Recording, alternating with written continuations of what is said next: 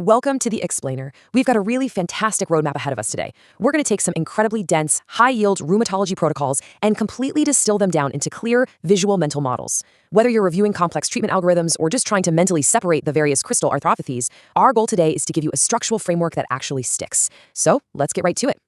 Okay, let's dive into this agenda. We'll start by tackling the pharmacological step-up approach for rheumatoid arthritis. Then we'll pivot over to the crystal-induced arthropathies. We're going to map out the pathogenesis, the clinical stages, and the management of classic gout. And finally, we'll contrast it with its sneaky clinical imposters, CPPD and BCPD crystal deposition.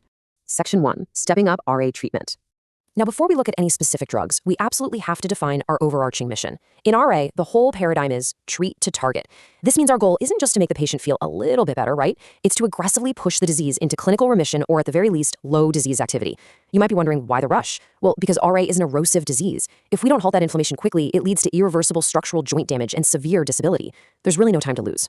To hit that target, we rely on a specific pharmacological arsenal, which you can see grouped into 3 main buckets. First up, we have our rapid-action symptom relievers, NSAIDs and glucocorticoids. These literally shut down inflammation fast, making them an excellent bridge therapy while we wait for the long-term drugs to kick in. But they don't alter the underlying disease, and chronic steroid use, well, it brings massive toxicities. Next, we have the conventional DMARDs, disease-modifying antirheumatic drugs, like methotrexate, sulfasalazine, and leflunomide. These guys actually slow down the structural damage, but they're slow starters, taking about 6 to 12 weeks to really work. Finally, we have the biologic DMARDs, like the TNF-alpha inhibitors etanercept or adalimumab. These are highly advanced, targeted therapies that we pull out when the conventional options just aren't cutting it. And this brilliantly illustrates how we actually apply these drugs in the clinic. It's like a staircase. Step 1 is early aggressive monotherapy, and methotrexate is our undisputed anchor drug of first choice here. But what if methotrexate isn't enough after a few months? We don't just wait around. We step up to step 2, combination therapy. A really classic example is oral triple therapy. That's combining methotrexate with sulfasalazine and hydroxychloroquine. If the patient is still showing moderate to high disease activity, we escalate right to step 3. That usually means adding a biologic agent, like a TNF inhibitor. Interestingly, we often keep methotrexate on board because it actually enhances the durability of the biologic. It's a constant, aggressive escalation until we absolutely hit that treat-to-target goal. Moving right along to Section 2, the pathogenesis of gout. Listen, you simply cannot have gout without hyperuricemia. It's the central prerequisite. This state happens when serum urate exceeds its level of solubility, typically around 6.8 milligrams per deciliter. Think of hyperuricemia like a giant pot of water on the stove. As you add more and more salt to the water, eventually it just can't dissolve anymore, right? The salt crystallizes at the bottom.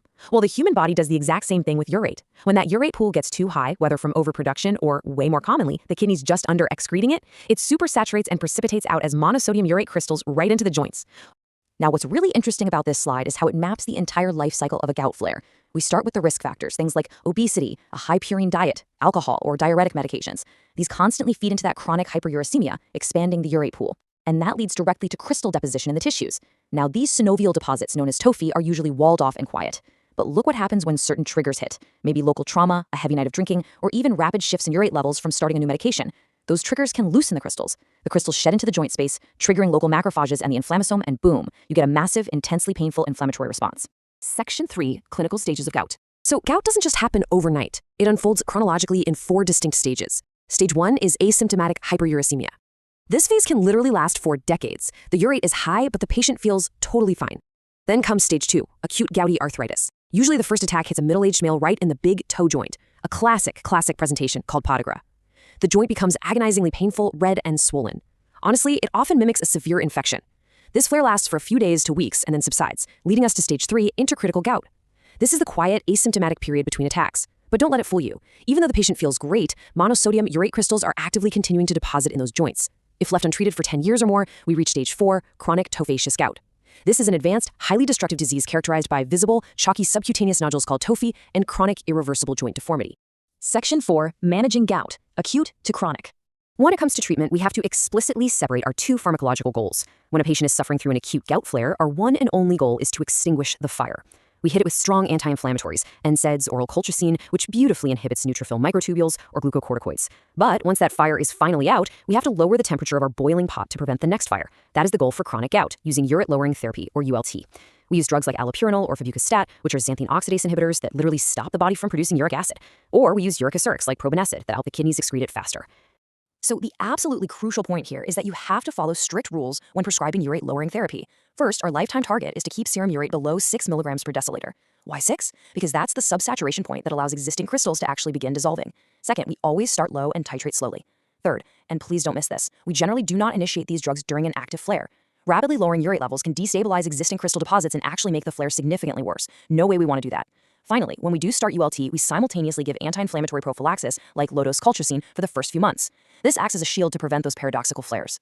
Section 5. CPPD, the gout imposter. If you want to build a bulletproof mental model, you need to directly contrast CPPD with gout.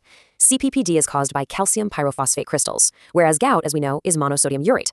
Under a polarized microscope, CPPD crystals are rhomboid-shaped and positively birefringent, meaning they appear blue when aligned parallel to the compensator axis. Gout crystals, on the other hand, are needle-shaped and negatively birefringent, so they appear yellow. Clinically speaking, an acute attack of CPPD heavily favors the knee, whereas gout classically targets the big toe. Memorizing this visual and clinical contrast is going to serve you incredibly well. Now, beyond the acute flare, which people often call pseudogout, chronic CPPD frequently presents as a severe progressive arthritis. It closely mimics osteoarthritis, but the major clue, the dead giveaway, is that it shows up in joints that osteoarthritis usually ignores completely, like the wrists, the metacarpal phalangeal joints, and the shoulders. When it comes to treatment, we manage the acute flares pretty similarly to gout. We put out the fire with NSAIDs, well, actually, scratch that. It's NSAIDs, colchicine, or intra-articular steroids depending on the patient. But here's the really unfortunate difference. Unlike gout, where we use allopurinol to dissolve the crystals over time, we currently have zero effective medications to remove CPPD deposits from the cartilage once they're already there. Section 6. BCP crystal deposition disease. Okay, so while gout and CPPD love the joint space, BCP, which is primarily composed of hydroxyapatite, is a bit different. It highly prefers to deposit in soft tissues, specifically your tendons and ligaments. The absolute classic clinical presentation of BCP is calcific tendinitis of the shoulder's rotator cuff. If you do manage to aspirate fluid, BCP doesn't give you nice, neat needles or rhomboids under the microscope. Instead, it appears as these non-birefringent globular clumps. To properly identify them, you actually need a specific calcium-binding dye called alizarin red S, which vividly stains those clumps positive. So, what does this all mean for us and our patients? We've covered a tremendous amount of ground today, from the aggressive step-up algorithms in RA to the microscopic nuances of gout, CPPD, and BCP. But think about this. How does early diagnosis of these distinct profiles drastically change a patient's long-term mobility? Whether it's preventing irreversible joint erosion in RA with timely biologics or slowly dissolving tophi with lifelong allopurinol in gout, knowing exactly which specific pathway you're treating is literally the difference between a lifetime of crippling pain and a lifetime of preserved healthy function. Review these frameworks, lock them in, and I will see you in the next explainer.